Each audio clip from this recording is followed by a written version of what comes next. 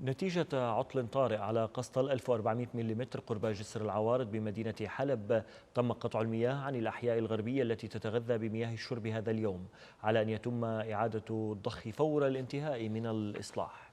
هلا المشكله هي يعني احنا هون خط 1400 اكبر خط بحلب بالنسبه لتغذيه الاحياء الشماليه والغربيه. هذا الخط نتيجه يمكن التقادم وعندنا ضغط المياه العالي هناك، فصار في عندنا كسر بالخط، مما ادى الى مثل ما ملاحظين في تخريب بجسم الشارع.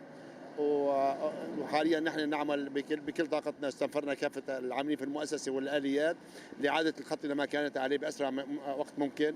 نحن اخذنا هلا اليوم ان شاء الله ما رح يعني نغادر الموقع حتى يكون خلصنا اصلاح الخط لعوده المياه الى ما جاريه كما يقال. هلا هو الخط بجوز قديم وضغط المياه العالي، يعني هلا هي ميزه انه بالنسبه لنا انه عندنا ضغط مياه عالي جدا، عمال يغذي على الطوابق، فبجوز كان في نقطة ضعف بالخط أو بالقصة ال 1400، مما أدى إلى انكساره، فعطل طبيعي. يعني هلا الناس متوهمة إنه في عنا نحن هذا العطل، عطل طبيعي بصير بكل خطوطنا، بصير ممكن تقادم الزمن للخطوط يعني.